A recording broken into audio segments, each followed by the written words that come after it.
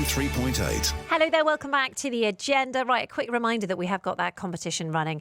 If you want to be in with a chance of winning 100,000 dirhams in a massive game show, the world's biggest game show happening on Saturday, November the 15th, inside the Ain Dubai, the world's tallest observation wheel, all you need to do is tell me the answer to this question. What does the word Ain in Ain Dubai mean in Arabic? Is it A, our, is it AI?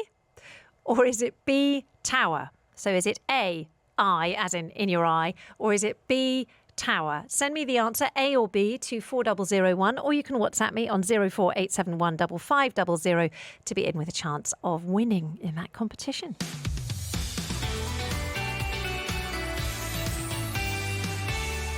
Okay, so the UAE is officially leading the world when it comes to adopting AI in the workplace. Yep, that is according to Microsoft.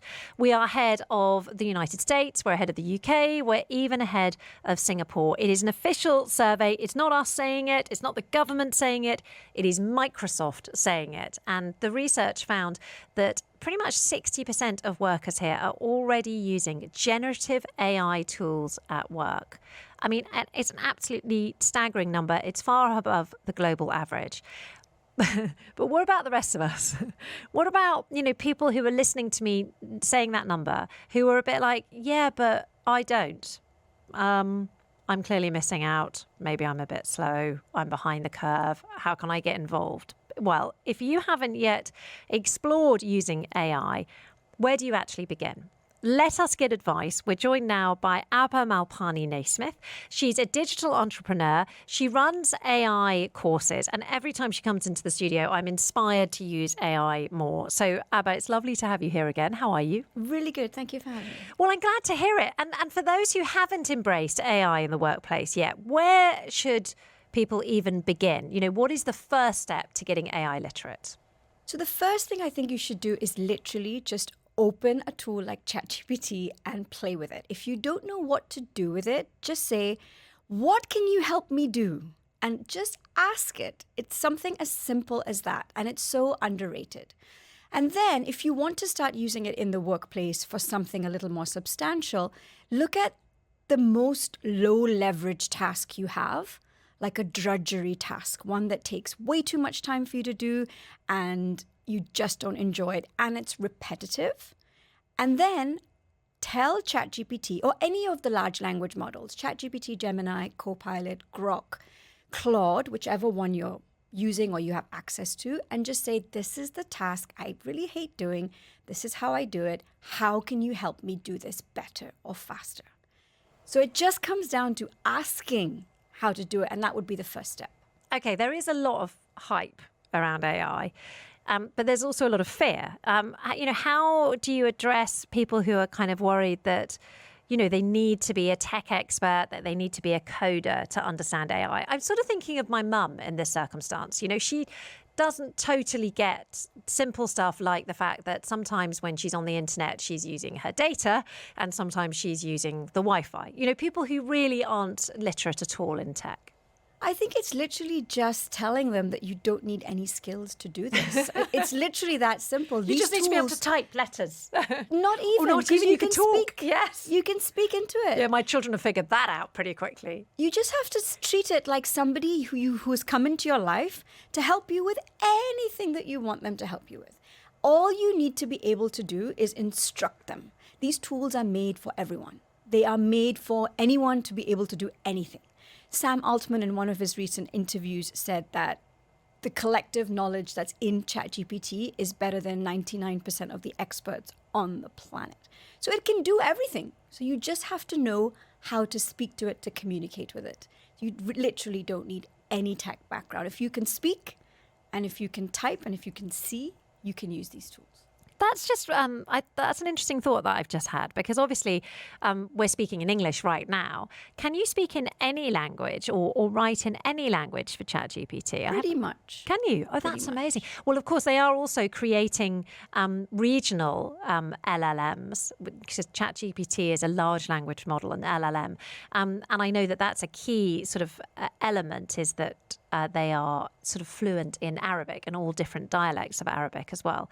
Okay, so what kind of practical tasks can AI actually help with for an average employee? You mentioned the sort of drudgery tasks there, but say, you work in HR or sales or admin, what type of stuff can it do? So again, literally anything you want it to do. So for example, if you're an HR employee and you're working in HR, you could get it to help you write job descriptions. Yep. Or you could help it to prepare your onboarding documents, or help it come up with some sort of introductory material that you need to provide every single new employee that's coming in.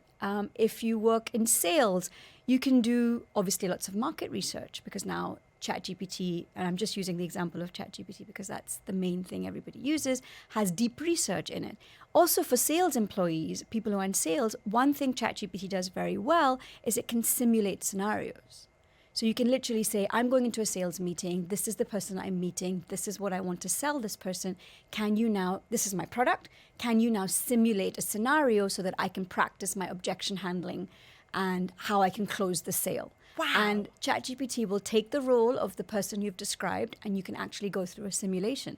So again, there's so many things you can do with these tools. Admin tasks, again, categorizing information, making those tables, researching people, breaking large tasks into smaller tasks and putting them into Excel.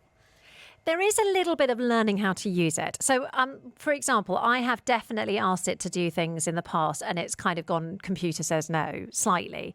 It's usually more technical things when I'm loading stuff up. So, for example, I've got an agenda of an event and then I've got a sort of loose script. One of them is on an Excel, one of them is on PDF. So I loaded both into ChatGPT and said, write me a script.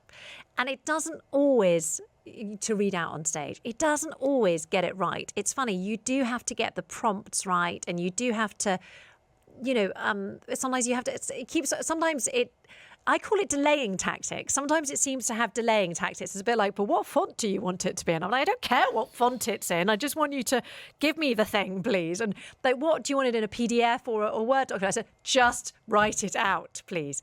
So you do have to go backwards and forwards with it slightly. Is there a clever way of talking to these LLMs like ChatGPT that will make them more effective, faster, more efficient? So the first generic thing you can do is just be very thorough with your instructions. Okay. What do you need? Why do you need it? Who's giving you this information? Why do you need a script? What is all the background information? What are you presenting? Where are you presenting? So that does take a bit of effort. And then the next step would be, if this is something you do on a regular basis, you could build a GPT that already has the background on what you would do. So maybe you're a moderator or a presenter at an event. And For example, I love the fact that I'm basically using my life as the example. And you have some basics that you always do. Yeah. And you can preload them into a GPT and then communicate with ChatGPT, and it will know. So you really do have to train the tool on everything you need it to know for it to give you a better result. We've got less than 10 seconds left. Where should somebody look for a good AI training course? You are allowed to say yours. No, so to be honest, there are lots of free information online. OpenAI has a training academy that's free. OpenAI are the makers of ChatGPT, and Gemini Essentials. So Google Essentials have an AI training, again, that's free to use. So you start there, but then get hyper-specific, like what do you want to achieve? Learn how to instruct AI rather than just do courses that are not going to help you. Or you could always look up Abha Malpani Naismith online or on ChatGPT to find her website. Amazing stuff, Abha. Thank you so much for your time. Really, really appreciate it. I always, like I said at the start, I always feel slightly inspired to use AI more. It's kind of that, you've just got to expend a little bit of time on it. And then I think it's one of those things that it really does reap reward. So thank you so much for your time. Thank I you appreciate for it. Abha Malpani Naismith, digital entrepreneur who runs AI courses. Amazing stuff. Get in touch. I'd love to know how much you're using it. 4001, or you can WhatsApp me 04871 5500. Have you had any of those sort of light bulb moments when you're like, oh my goodness, this thing is amazing? More of The Agenda is coming up next. On the UAE's #1 talk radio station, Dubai.